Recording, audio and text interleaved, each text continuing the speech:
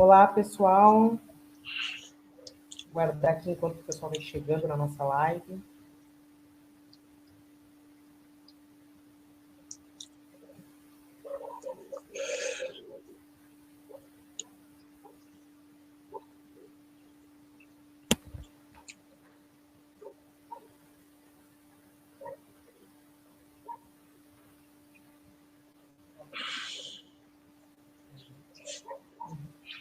Tan lindo que se ve trapeando. Tan bello. Pero ¿sabe qué? Le hace falta un poquito más allá abajito. Ahí. Eso, ahí. Ahí y por ahí debajo de la mesa. Vea. Olá, pessoal. Boa noite. Tudo bem? O pessoal vai chegando aqui. Vão deixando aqui seu like, se curtindo também a nossa página e principalmente compartilhando também aqui a nossa live para que nós possamos levar o nosso debate hiperqualificado de hoje ao maior número de pessoas.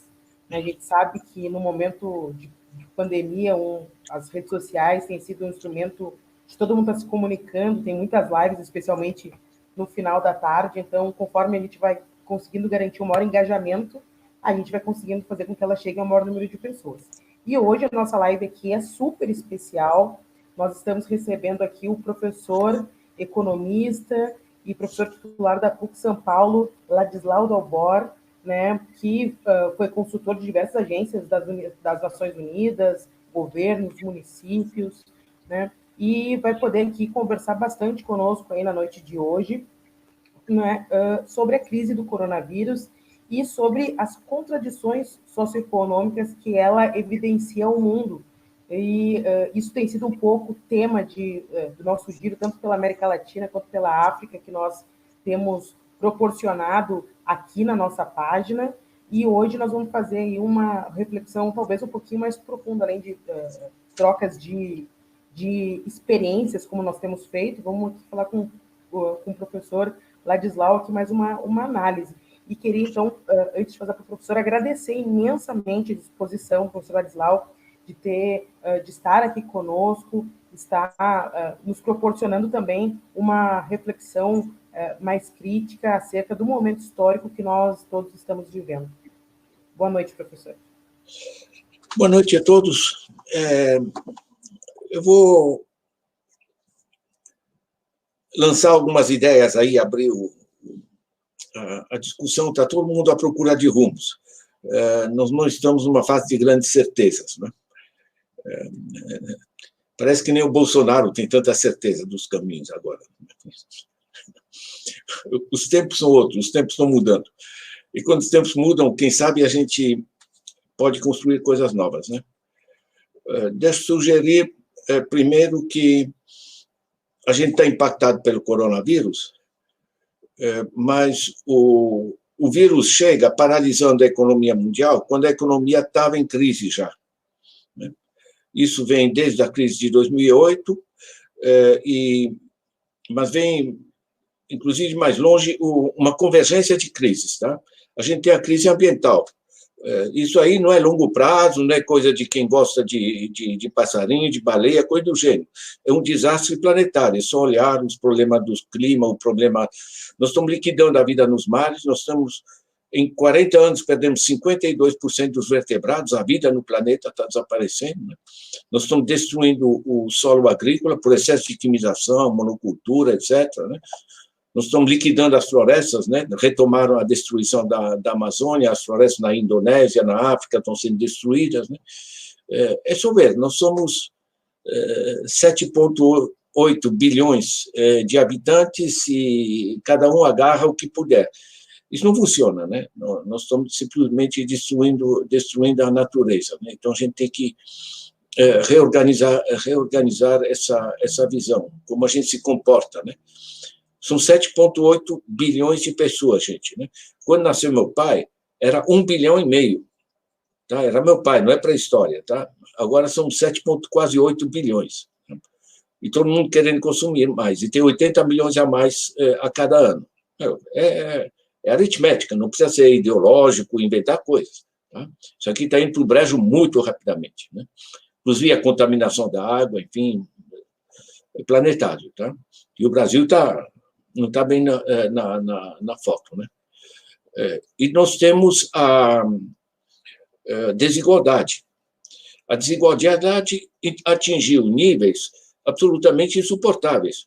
Quando você tem 1% que tem mais do que os 99 seguintes, e você sabe que esses 1% são essencialmente gente que faz especulação financeira, bancos, coisas do gênero, sabe, não tem democracia que funcione, por exemplo, como no Brasil, quando você chega a um nível de desigualdade tal, que na base da população o pessoal vota para qualquer um que está incitando o ódio, que está gritando que é contra tudo e todas essas coisas, né? Então, essa desigualdade, gente, nós somos com 850 milhões de pessoas passando fome hoje no mundo. Né? Não há nenhuma razão para ter gente passando fome. Só de grãos a gente está produzindo mais de 1 quilo por pessoa por dia no planeta. Nós estamos perdendo cerca de 30% dos alimentos porque o comércio só põe tomatinho bonito e redondinho e grande assim. Tudo, 30% dos alimentos que a gente produz é jogado fora, simplesmente, é desperdiçado. Você pega a fome, são cerca de 850 milhões de pessoas, cerca de 150 milhões de crianças, né? Nós estamos perdendo cerca de 15 mil crianças por dia, né, das 5 torres de Nova York, por não ter acesso a alimento. Custa uma merreca, e é simples, sabemos onde estão. Nosso problema não é econômico, nosso problema é político. Né? Quer dizer, se você pega no Brasil, nós temos um PIB de 7,3 trilhões, tá? Divide pela população, 210 milhões de habitantes, sabe o que dá? O que a gente produz hoje dá 12 mil reais por mês por família de 4 pessoas. 12 mil reais. Eu sei que as dondocas de Morumbi aqui vão achar, meu Deus, viver com 12 mil reais. Né? Certo? Para mim é amplamente suficiente. Né? Então, na realidade, o nosso problema é o que a gente produz, para quem, é de organização social. Esse é o dilema. Então, a gente junta, qual é o dilema do meio ambiente? A gente tem que parar as grandes corporações que estão destruindo o negócio. Qual é o problema da distribuição, do acesso, da pobreza? É a gente fazer chegar as coisas de maneira mais justa, mais equilibrada para todo mundo. Né? Sabe, é uma coisa chocante pensar você tem... Sabe o que é uma família, o pai de família vendo o moleque passando fome? Certo? Então, você acaba jogando toda a democracia pela janela, os caras não querem nem saber. Então, são formas de organização social. Meio ambiente, desigualdade. Terceira crise, sistêmica também, planetária também, certo? É o caos financeiro. Nós temos o dinheiro, temos os recursos, estão sobrando. Tá? Estão na mão desse 1%, que não só não produz, como não paga imposto. Né? No Brasil, lucros e dividendos, desde 95, são isentos de imposto. Né? Se eles pagassem os impostos, a gente podia assegurar o sistema de saúde muito mais performante, podia assegurar a alimentação para todo mundo, moradias mais decentes para todo mundo. É de organização social. Então, nós tínhamos essa convergência de 3 grandes crises, a crise ambiental, a crise da desigualdade e a crise do caos financeiro. Né? Não sei se tem alguém aí que está endividado, né? Mas como é que se generalizou a agiotagem no Brasil, gente? E, em cima disso, cai o coronavírus. Entende? Então, na realidade, gerou-se um ambiente que muita gente está começando a pensar, gente, como é que a gente reorganiza isso? Né? O mundo vai ter que passar a funcionar de outra maneira. Então, é muito legal vocês organizarem uma discussão como essa. Vejam que, antigamente, para fazer uma palestra, o pessoal tinha que fazer um projeto para pagar avião e ter o hotel, e ter o auditório, não sei o quê. Hoje, o pessoal me liga, me dá um zap e diz, professor, vamos fazer uma live, né? Como fizeram aqui com a Laura, com o pessoal, né? O Meister, enfim. Sabe o que é? Muita gente está discutindo, e pelo planeta fora. Eu estava falando para a Laura agora, né? 2 horas atrás eu terminei uma reunião com gente de Paris sobre as transformações do sistema financeiro da China. Né? Quer dizer, nós estamos repensando os processos. Então, isso é importante, tá? Porque a gente deve pensar não só como é que a gente resolve o vírus, isso é prioritário, sem dúvida, e é mais imediato, mas temos que pensar que esse sistema não funciona, certo? Ainda mais com o Bolsonaro lá em cima, né? Agora, se a gente pensar no curto prazo, o curto prazo, gente, é enfrentar o vírus. Não tem esse negócio de se a gente deve priorizar a saúde ou a economia, né? Como é que a China fez? A China viu aparecer o vírus. O vírus é um processo exponencial, tá? Uma pessoa contamina 3, que contaminam 9 e por aí vai, né? Então, quanto mais cedo você pula em cima, mais é fácil reduzir o impacto, reduzir a expansão, e aí você pode reabrir a economia gradualmente de maneira muito mais fácil. Então, você tem que juntar a visão econômica e a visão da saúde, né? A prioridade é conter o vírus, porque se multiplica. Os Estados Unidos ficaram enrolando, falando que nem aqui, enfim, que é uma gripe, um negócio assim, agora estão com a economia estrepada e com a saúde estrepada, porque deixaram espalhar, aí você tem que paralisar já num nível muito mais amplo. Então, esse ponto é um falso dilema, né, que tem sido discutido. Outro problema é de onde é que a gente coloca dinheiro. O governo falou, não, nós vamos colocar 1,2 trilhões para enfrentar o vírus. Bom, vai pôr para quem? Eles conseguiram para cerca de 50 milhões de pessoas R$600, por pressão do Congresso, né? 50 milhões de pessoas vão receber por 3 meses os R$600. Isso é uma merreca, dá 98 bilhões de reais, tá? E eles estão falando em 1,2 trilhão, quer dizer, o resto vai para onde? Vai para os bancos, porque eles dizem, a gente passa para os bancos, porque os bancos eles vão financiar as coisas, aí vão financiar famílias, vão financiar pequena e média empresa. Gente, o banco não financia, o banco extrai, não sei se vocês repararam nisso, certo? Mas no Brasil, com a taxa de juros que você paga, certo? Eu tenho essa revista que anda circulando, eu ando circulando com ela, e Deus e o mundo está reproduzindo isso, né? Não sei se vocês leem a Forbes, né? Quem lê a Forbes, se você está no metrô e lendo a Forbes, vocês vão te olhar com respeito, viu? Está aqui, ó, Forbes Life, carros, jatos e iates. Chegou a hora de escolher o seu. Laura, você já escolheu o seu iate? Enfim, né? Estão entendendo o processo? Gente, isso é uma palhaçada, né? É uma questão de dignidade humana, não é questão nem de direita e de esquerda, certo? É de decência. Né? Então, esse negócio tem que ser repensado de maneira sistêmica. Não pode, questão de civilização. Tá? Não pode se deixar uma mãe que não possa pagar o remédio para o moleque que está sofrendo, gente. De uma palhaçada, de uma sem-vergonhice. Aí dizem, não, porque tem esquerda, tem direita, há posições. Mas que posições?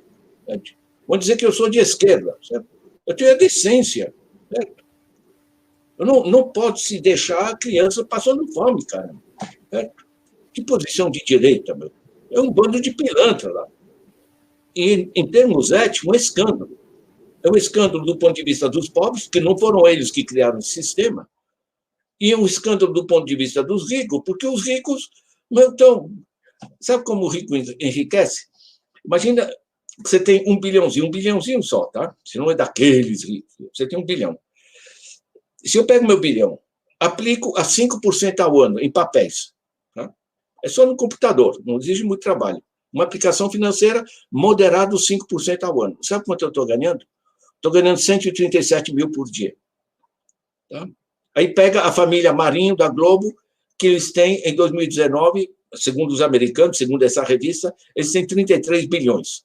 Imaginam isso aplicado a 7%, 8% ao ano. Certo? Eles estão multiplicando sem fazer nada. Entende? E qualquer banqueiro está assim.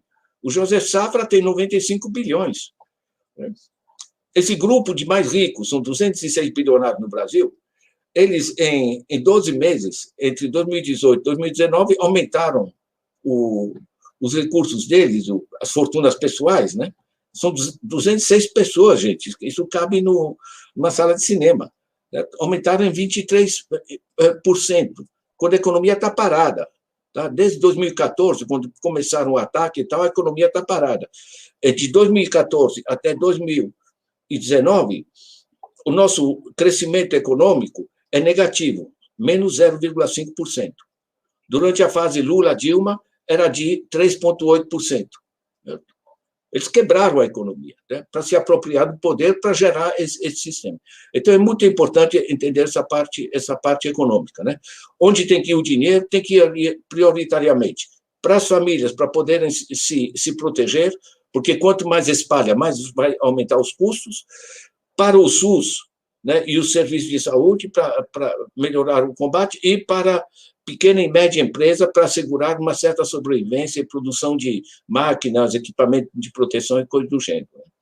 Então, esses são eixos. Né? Agora, deixa eu só fechar com o seguinte: no mundo, o pessoal está pensando novos rumos. Tá?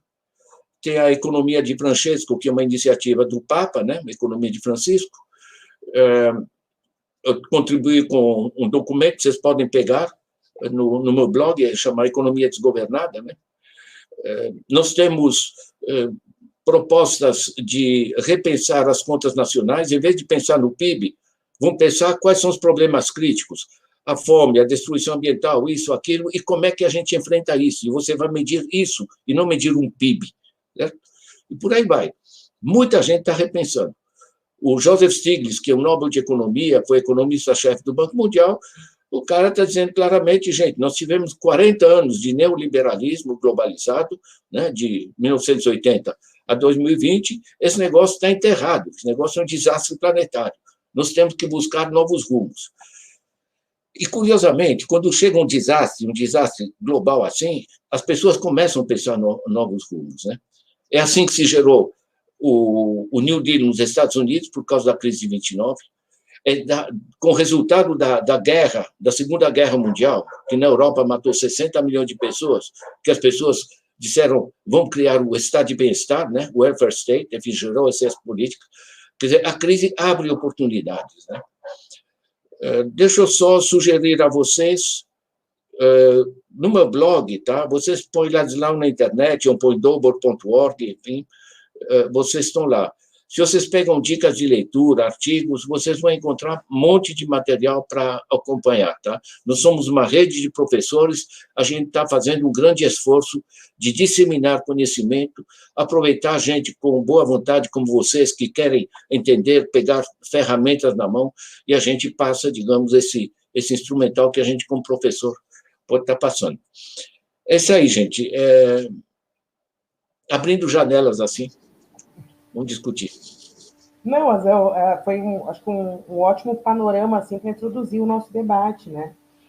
Ainda pegando sobre a questão da política econômica, né, a gente visualiza que no Brasil, entre 2015 até os dias de hoje, se consolida, digamos assim, a partir do campo conservador, uma narrativa de que a política de cortes é uma política de garantia de vida. Né? E num cenário, né, onde foi aprovada uma emenda constitucional 95 que impõe um teto de gastos, né, considerando um país que tem um alto déficit, né, nas instalações de serviços públicos e de infraestrutura ainda. Né. Como nós, olhando as opções desse governo, né, na nossa reflexão, qual poderia ser uma resposta fiscal que nós que um governo deveria nos dar? Né? Qual resposta nós poderíamos esperar de um governo frente às opções realizadas e em relação ao momento que nós vivemos de crise? Né? Olha, eu sugiro o seguinte, tem no meu blog, vocês vão encontrar lá um negócio de 10 minutos para encontrar a economia, para entender a economia. A coisa é simples. Quando eles trazem essa narrativa, né? Então, lá para 2013, 2014, começam todos os ataques, quebram o negócio, a Dilma é obrigada a nomear um banqueiro, enfim, reverteu as políticas. A Dilma só é formalmente tirada do governo em 2016, mas, na realidade, a coisa em 2014 já virou, né? Eles bem disseram, pode ganhar, mas não vai governar, né? Eles passaram, em nome de reduzir o déficit, gente, que era mínimo, tá? Era de menos de 2% do PIB. Na Europa, até 3% é perfeitamente normal, né? Eles, primeiro, que derrubaram a Dilma, e segundo, eles reduziram os gastos. Que gastos? Eles não reduziram os gastos com juros, que é dinheiro dos nossos impostos que eles pagam aos bancos sobre a dívida pública, a taxa Selic. Mas reduziram as políticas sociais, né? É o SUS, a educação, toda essa parte. Quer dizer, eles fizeram um teto de gastos, não fizeram um teto de juros, né? Então, na realidade, o que aconteceu? Como eles ferraram a população passa a ter menos poder de compra. Quando a população tem menos poder de compra, ela, naturalmente, compra menos e as empresas se ferram, né? Nós temos um empresário simpático que escreveu no Estadão, né? Depois da lei do teto de gasto, disse, realmente está mais barato eu contratar, mas para que eu vou contratar se eu não tenho para quem vender? As empresas no Brasil estão trabalhando com menos de 70% da capacidade, porque não tem para quem vender. Aqui em São Paulo, na 25 de março, os estoques estão abarrotados, né? Então, na realidade, eles travaram a economia. Quando você travou o consumo das famílias, você reduz o imposto sobre o consumo, que é o mais importante no Brasil. E quando você ferrou as empresas produtoras, né, porque elas não têm para quem vender e desempregaram mais gente, certo? Você reduziu também os impostos sobre os processos produtivos. Então, diminuiu a receita do Estado. Então, o déficit que não existia, em nome do qual eles derrubaram a Dilma, esse déficit, a partir daí, ele aumenta, né? Eu peguei os dados do Tesouro, a tabela original, né? É muito interessante, né? Porque o déficit está aqui, resultado nominal do governo central, tá? Linha 11 do Tesouro. O déficit era de 110 bi em 2013, passa para 270 bi em 2014, passa para 513 bi em 2015 e por aí vai. Agora está 400 bi. Estão entendendo? Sabe o que é 400 bi? O Bolsa Família, que melhora a vida de 50 milhões de pessoas, o Bolsa Família custa 30 bi. O Bolsa Banqueiro é 400 bi. É simpático, né? Então, e agora, com a última lei aqui passou no Senado, né? É espantoso, porque eu tenho a lei, né? E ali você tem no parágrafo 6 um negócio muito divertido, né? Que a gente vai liberalizar os gastos do governo para enfrentar o coronavírus, mas não vai reduzir a transferência de juros para os bancos, né? Isso aqui simplesmente não funciona. Quer dizer, isso é como você ferra. Agora, como é que faz funcionar? É só inverter o que eles fazem. Não é complicado, né? Porque quando você passa mais dinheiro para as famílias, que é o que Lula fez, certo? Bolsa Família, luz para todos, aumento de salário mínimo, etc., né? Benefício, prestação continuada, etc. Essa gente consome. Eles não mandam dinheiro para paraíso fiscal, eles consomem. Como consomem, as empresas têm para quem vender. Tanto assim que o desemprego, que era 12% em 2002, baixou para 5% em 2010. Certo? Porque as empresas tinham para quem vender. Né? O empresário que produz alguma coisa, não o banco, né? Mas o empresário que produz alguma coisa é muito simples. Ele precisa de gente com dinheiro para quem vender e precisa de crédito barato para poder investir, né? E comprar matéria-prima, etc.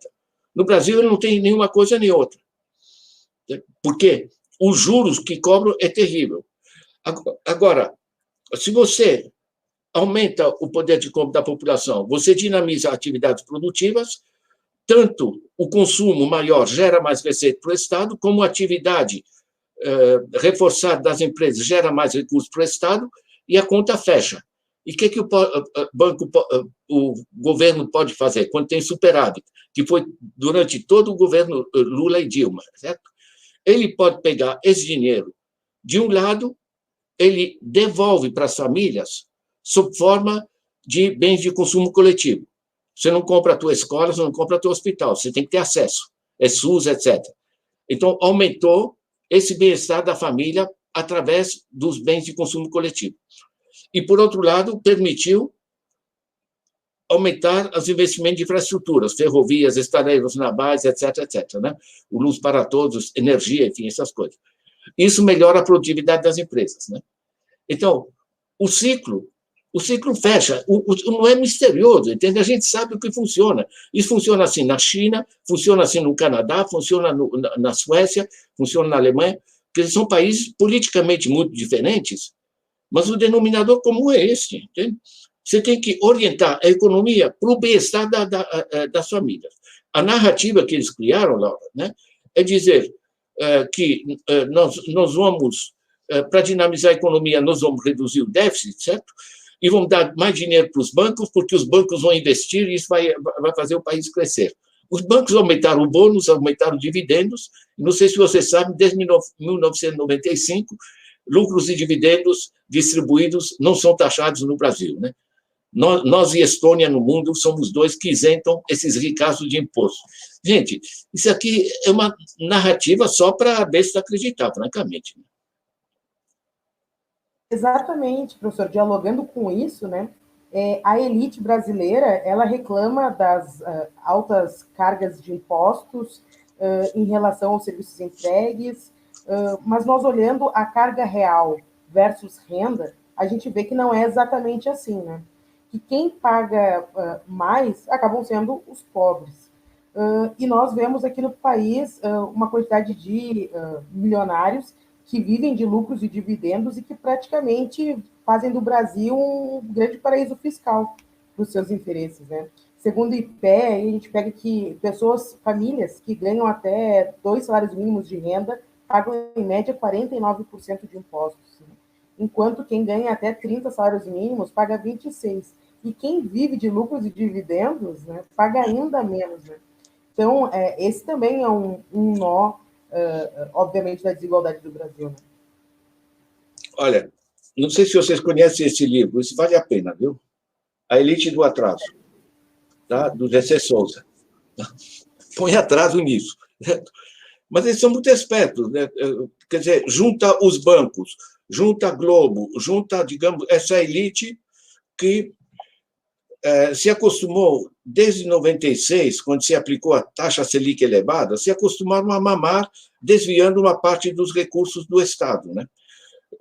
Isso foi quebrando a economia. Quando chega 2012, 2013, a Dilma disse chega, né? Ela baixou a taxa Selic, né, de 12% para 7,5%, ela baixou os juros na Caixa Econômica Federal, no Banco do Brasil, né? Nos bancos privados ela não tinha autoridade para baixar, certo? Mas aí muita gente fugiu do Santander, do Bradesco, do Itaú, tal, para a Caixa e para o Banco do Brasil. Ou seja, ela tocou na fortuna dos grandes, tocou nos bancos, inclusive nos interesses internacionais, porque esses bancos são tudo interligados internacionalmente, certo? E aí, é a morte dela, não tinha a força política correspondente para enfrentar. Essa é a minha interpretação, tá? Ela tentou enfrentar, ela não tinha força suficiente para enfrentar. Agora, a realidade é que nós vamos ter que resgatar o controle. Como eles ferraram o país em termos econômicos, tá? Eu tenho os dados aqui são muito interessantes, né? Quer dizer, você pega toda a fase se vê muito pouco, a variação do PIB, tá vendo? A fase de 2003 a 2013 cresceu 3,8%, tá? Em média, ao ano. Na fase 2014 para frente, o crescimento é menos 0,5%. Ou seja, nós estamos com a economia parada. Quando para a economia, você tem menos receita para o Estado também. Então, eles pararam a economia, aumentaram o déficit e estão mamando os juros do governo passando para os bancos. E acabaram de passar uma emenda constitucional, certo, que autoriza a passar mais dinheiro para os bancos. Gente, isso aqui está indo para o brejo muito rapidamente. Eu queria muito que vocês pegassem, tem vários textos meus, por exemplo, A Burrice no Poder é muito legal, né? E, em particular, tem um negócio que é uma ferramenta boa, que está no meu blog, vocês podem pegar A Era do Capital Improdutivo. Tá? São 15 vídeos. Eu, nesse computador que eu estou, como eu estou vendo vocês, algum tempo atrás, eu estava com lideranças comunitárias de várias favelas do Rio, que fizeram um curso. São 15 vídeos de 10 minutos cada, se organizaram uma rede interfavelas e fizeram um curso, estão passando a entender as coisas. Enquanto a gente não tiver mais gente entendendo como se dá essa narrativa, gente, isso é conto de fada, né? Certo? Enriquecer os ricos para ajudar os pobres, né? Isso, francamente, né? Acredite quem quiser, né? Verdade, verdade. Aproveitando agora, transitando um pouco, né, para a questão ambiental, né? Nós vivemos uma crise ambiental global, né? Muito falamos especialmente sobre a questão climática, né, que muito nos preocupa, a questão do aquecimento global, e hoje nós vivemos uma pandemia mundial de uma intensidade, uma velocidade como nós não vimos, talvez, em um século. Né? Quais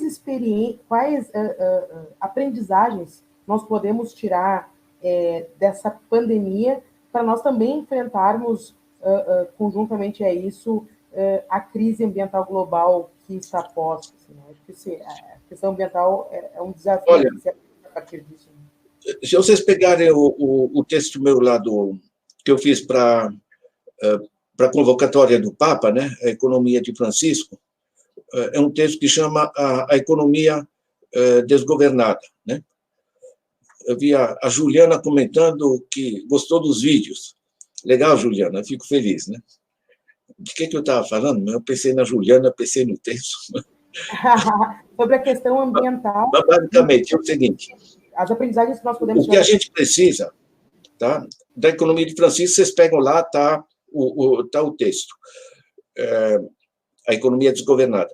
Agora, o que a gente precisa é uma sociedade, isso é o mínimo para a sobrevivência da humanidade, tá? Uma sociedade ambientalmente sustentável, socialmente justa e economicamente viável. O que a gente está fazendo hoje não bate nenhum desses objetivos. Isso é aceito mundialmente, tá? Chama triple bottom line, é a base tripla, o triângulo básico para a gente sobreviver como humanidade, tá? Tem muita gente no mundo pensando, muita gente que está com o saco na lua, sabe, de tudo que estão fazendo. Porque não é só no Brasil, é o Trump, é o Erdogan, é Deus e o mundo, o Brexit, o diabo, certo? O sistema financeiro é mundial, estão criando uma zona planetária.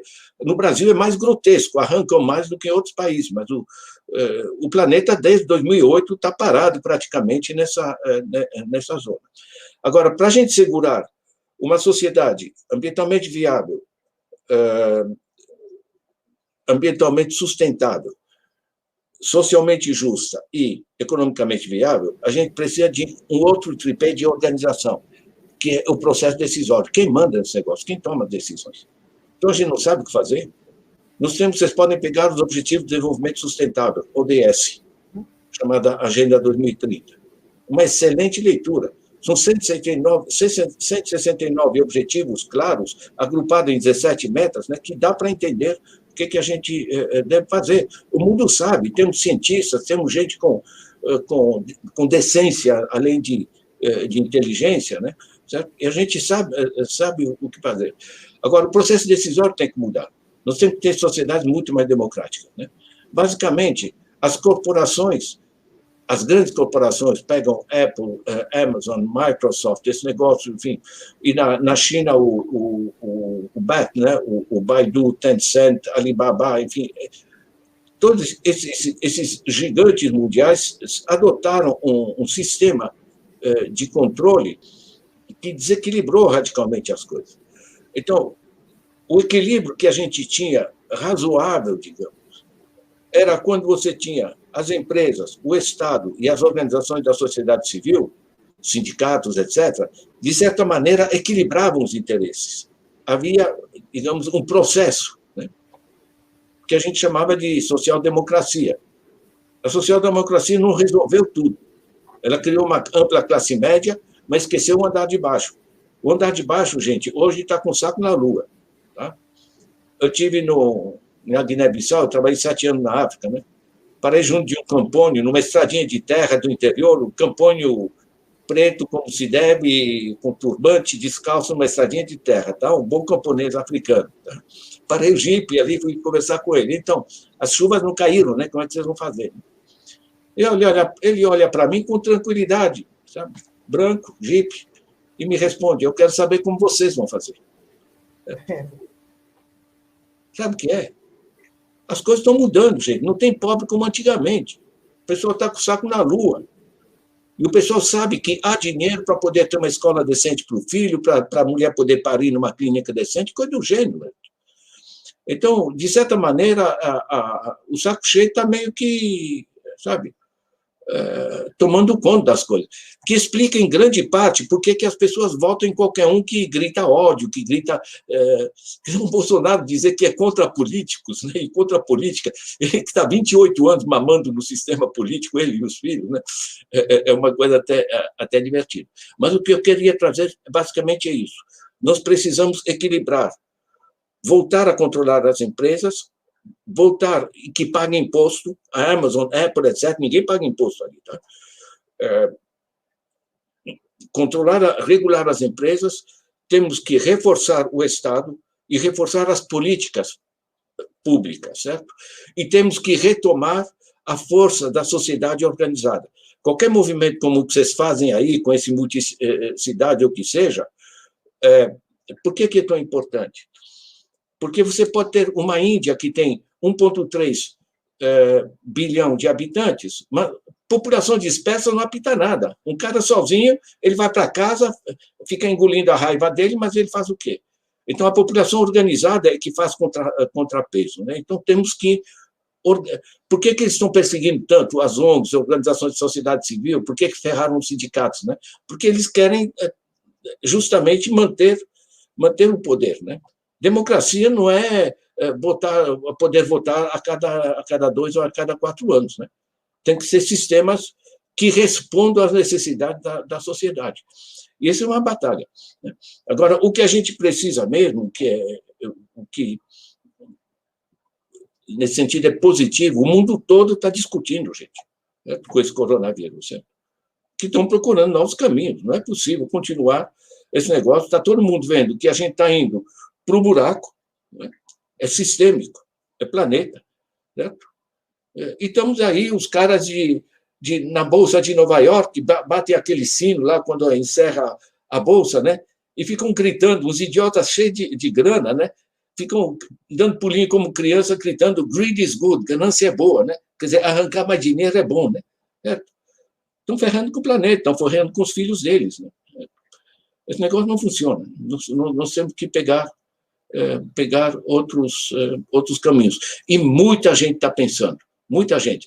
Se vocês pegarem no meu blog, no Dicas de Leitura, tem muitos livros internacionais que não necessariamente vocês vão ler. Mas para cada um, pode ser inglês, francês e outro, eu falo muitas línguas, até eu faço uma resenha. Olha, o último livro do Thomas Piketty, está aqui as ideias-chave que ele traz. Tá? É um livro agora, de 2020. Né? E por aí vai. Então, vocês pegando dicas de leitura, vendo essas resenhas, vocês vão ver mais ou menos o que está sendo discutido no mundo. E está sendo discutido por toda parte. E esse exercício é muito importante, né? Falei aqui no início, volto a reforçar, nós temos feito aqui na página um exercício de fazer um giro de debates na América Latina, na África, são várias lives que nós temos feito aqui, exatamente para poder ter um momento muito intenso de troca. Inclusive, o professor Ladislau agora falou sobre o seu trabalho em Guiné. Semana passada nós trouxemos aqui o Miguel de Barros, né, de Guiné-Bissau, foi considerado em 2018 aí a personalidade mais reconhecida na África Ocidental, para nós fazermos uma análise sociológica ali em relação ao reflexo da pandemia na África Ocidental, foi bem bacana, e ele disse que ia estar compartilhando aqui a live do senhor exatamente pela experiência que o senhor teve lá em Guiné-Bissau também. Mas o professor Ladislau, gente, daqui a pouco ele tem que dar uma aula. Então, nós vamos indo para a reta final aqui da nossa conversa, que foi maravilhosa, né? Mas, professor, tudo isso ocorre no mundo no momento onde nós temos, né, um ascenso ultraconservador, né, daqueles que reafirmam identidades nacionalistas, que reafirmam uma visão extremamente, como posso dizer, contra a globalização, antiglobalista, e etc. E aí vem uma pandemia e também coloca eles na parede, né? E nós, enquanto humanidade, eu fico pensando o que aprendizagens nós podemos tirar do conjunto dos desafios que nós temos, inclusive em governança em escala global, desse momento que nós vivemos, né? A partir desse cenário que nós vimos no mundo e a forma como a pandemia também nos coloca essas contradições de forma mais visceral, quais são as aprendizagens que a gente pode tirar enquanto humanidade desse processo? Olha, são desafios básicos, tá? Quando você tem uma população muito desorientada, insegura, vendo que os filhos estão sem futuro, todos os negócios, isso, gente, a reação é de muita raiva, muita insegurança, né? Então, o que se faz normalmente é que se encontra um inimigo. Né?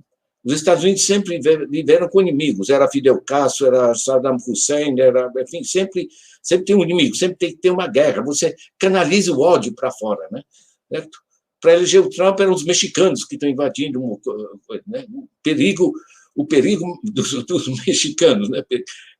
Uma palhaçada de um tipo, né? E esses caras, né, eles, de um lado, eles repassam o dinheiro para os mesmos grupos, para os bancos, para a Globo, para os diversos bilionários, né?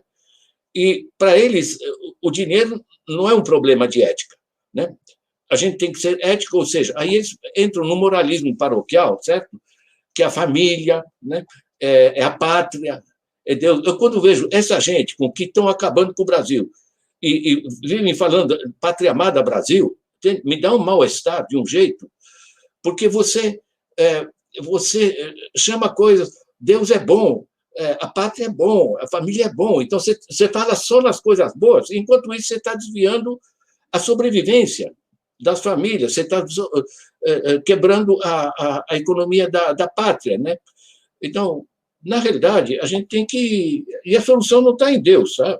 A solução está aqui, entre nós, né? Então, a gente tem que voltar a escolher, voltar ao processo democrático, voltar a sistemas distributivos muito mais fortes. O último livro do Piketty traz o conjunto de propostas de uma reforma tributária planetária, generalizada. A gente tem que voltar ao dinheiro que a sociedade produz ser útil. Não são essas empresas que inventaram esse negócio, tá? Todos os negócios que você tem no celular, essa telinha que você mexe com os dedos, toda a parte eletrônica, tudo isso foi desenvolvido em universidades públicas, em sistemas. Todas as tecnologias mais modernas, veja o negócio dos satélites, etc., tudo foi desenvolvido com dinheiro público, entende? Então, na realidade, a gente temos que equilibrar as coisas, né? Gente, usem e abusem do blog, tá? Ele funciona, nós somos, como eu falei, uma rede, e não é só rede de professores e muito menos de esquerda, tá? O MIT dos Estados Unidos, um dos principais centros de pesquisa mundial, o MIT disponibiliza toda a produção científica dos professores online gratuitamente, tá? Não tem esse negócio de copyright, patente, o negócio do diabo. Eles estão tocando em frente. Grandes universidades americanas já entraram nisso. Nós temos 15 mil cientistas americanos que se recusam a publicar naquelas revistas científicas que custam caro, né? São movimentos. Eu estive na China. A China, qualquer cara que desenvolve uma tecnologia, ele não pode pegar essa tecnologia, ele está numa universidade pública, desenvolveu isso, aí ele sai da universidade, tira a patente daquela tecnologia, forma uma empresinha e vai querer ganhar grana. Mas isso não funciona. Eles fazem um negócio que eles chamam de repasse geral, né? Open courseware, recursos educacionais abertos, né? Então, repassa isso para todas as universidades que estão pesquisando. O professor recebe o bônus, o cara que inventou um negócio, mas todo mundo tem acesso. Então, todas as instituições da China estão trabalhando na ponta. Né? Então, a China está avançando muito mais rapidamente, né? E ela é, curiosamente, nesse sentido, muito mais democrática. É muito interessante o que acontece na China, né? Tem os equilíbrios. É uma discussão que a gente teve hoje à tarde. Gente, eu queria agradecer vocês, eu realmente tenho que passar. Eu tenho minha aula, eu vivo como professor da PUC ainda. Usem e abusem dos textos, dos vídeos, divulguem, organizem entre vocês. Muita gente está fazendo isso pelo Brasil. Pegam os meus vídeos, acertam um horário com uma rede online, né? E vão fazer durante, por exemplo, três vídeos por semana, porque você tem um vídeo, aí você pode acessar o texto, que está online também, certo? E vocês vão construindo uma massa de gente que começa a entender como funciona, porque aí nenhuma narrativa pega, né? Gente, parabéns a vocês, viu, pela iniciativa. No que eu puder, eu ajudo. Eu recebi um recado tão simpático hoje, um e-mail do Noam Chomsky, certo? E da mulher dele, dizendo que assistiram um vídeo meu que eu fiz em inglês, sobre o que está acontecendo no Brasil, disseram que está excelente, estão divulgando, né? Sabe o que é? Tem muita gente de bom senso nesse mundo, né? Felizmente, a gente tem que espalhar isso e tirar os cretinos do poder, porque realmente não funciona. Eu posso cuidar da vida, gente? Opa, deixa eu abrir meu microfone. Claro que sim. Muito obrigada, professor. Foi uma aula maravilhosa aqui nessa noite. Quero agradecer mais uma vez por ter disponibilizado seu tempo. Tenho certeza que todo mundo saiu daqui muito mais reflexivo e, com certeza, vão ir aí atrás de mais material para também subsidiar as nossas reflexões. Mais uma vez, muito obrigada. Uma boa noite. Boa noite. Tudo de bom. E bom humor, viu, gente? A briga não impede isso. Para enfrentar tudo isso. Tchau, gente. Muito obrigada também a todo mundo que nos acompanhou até agora, viu?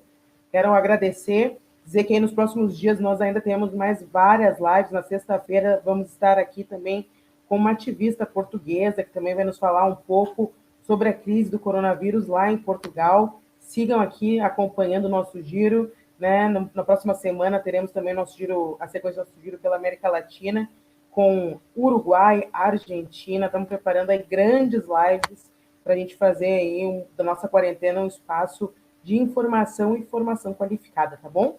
Uma boa noite, curtam a nossa página aí, deixem um likezinho e compartilhem nossa aula de hoje. Beijão, tchau, tchau.